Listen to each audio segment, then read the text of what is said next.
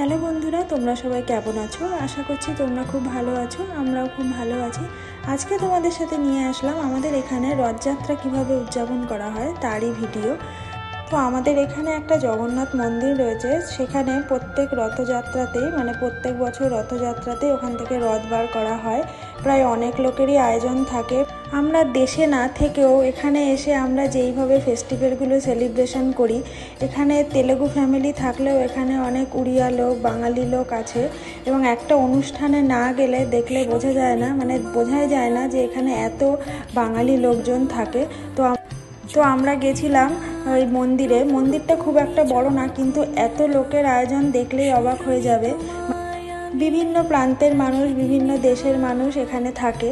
তো একটা ফেস্টিভ্যাল হলে বোঝা যায় যে কতজন বাইরের লোক থাকে, কতজন এখানের লোক থাকে। তো সবার এখানে ভেদাভেদের কোনো ব্যাপার নেই, এখানে সবাই একসাথেই এক একটা জিনিস সেলিব্রেশন করে। তো রথযাত্রাটাও এখানে খুব সুন্দরভাবে সেলিব্রেশন করা হচ্ছিল।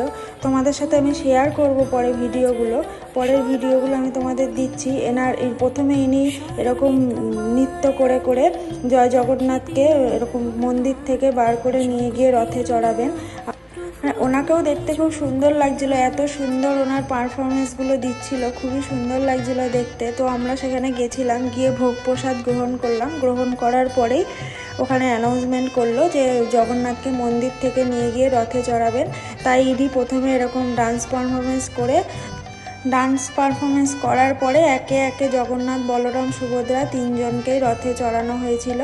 তো খুবই সুন্দর লাগছিল দেখতে। আর দেশের বাইরে থেকেও এতটা খারাপ লাগে না যখন নিজেদের ফেস্টিভ্যালগুলো এখানে এত সুন্দরভাবে সেলিব্রেশন করে।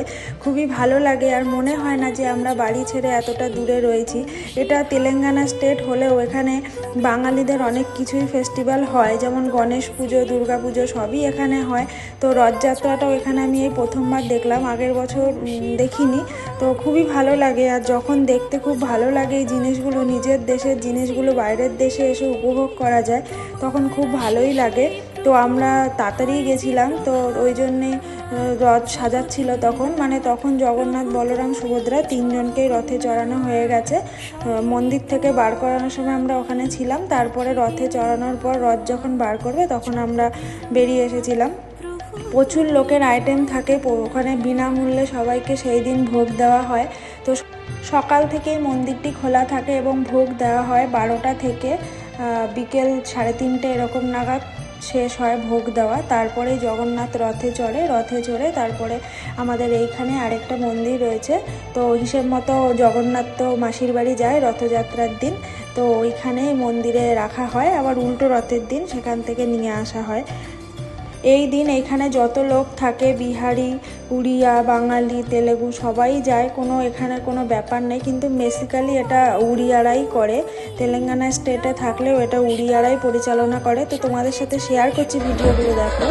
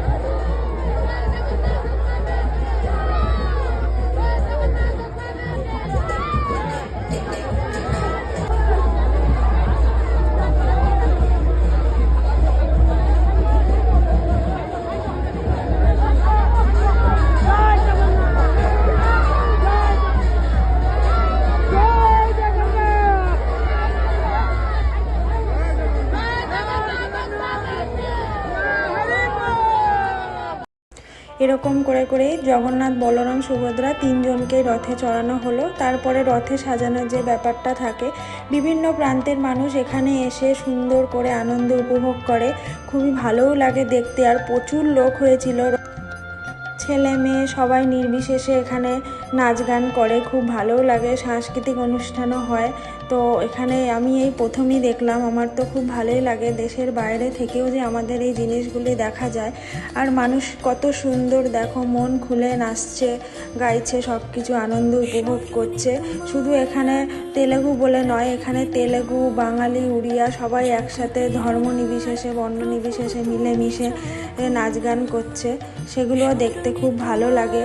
আমরা মনে করি তেলেঙ্গানা স্টেট মানে অন্য একটি স্টেট, আমাদের অনেক কিছুই ফেস্টিভ্যাল থাকে যেগুলো হয় না, কিন্তু না, আমি এখানে 1 বছর থাকার পরে আমি দেখছি যে এখানে আমাদের ফেস্টিভ্যালগুলো সবই হয়, আর খুব ভালোও লাগে দেখতে।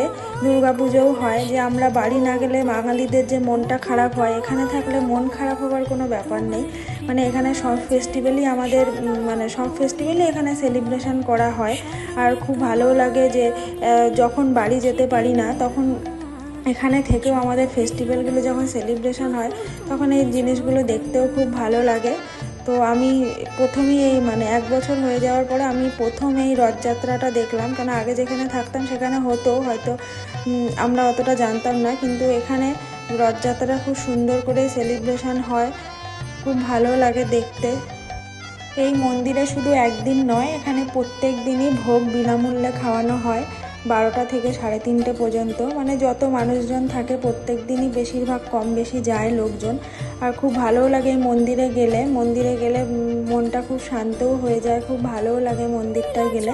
এখানে পাশাপাশি অনেক মন্দিরই রয়েছে, পরবর্তী ভিডিওতে তোমাদের সাথে আমি শেয়ার করব সেই মন্দিরগুলো। তো রথ সাজানো হয়ে যাওয়ার পর যখন রথের দড়িতে টান পড়েছিল, তারপরে আমরা বাড়ি চলে এসেছিলাম। আমার এই ভিডিওটা তোমাদের কেমন লাগলো অবশ্যই কমেন্ট করে জানিও। আমি তোমাদের সাথে শেয়ার করব আমাদের এখানে কি কি হয় না হয়, সব কিছুই তোমাদের সাথে আস্তে আস্তে ভিডিওর মাধ্যমে শেয়ার করব। সবাই খুব ভালো থাকবে, সুস্থ থাকবে। আবারও নিয়ে আসবো তোমাদের সাথে নতুন নতুন ভিডিও। শুভ রথযাত্রার অনেক অনেক শুভেচ্ছা ও ভালোবাসা সকলকে। সবাই খুব ভালো থেকো।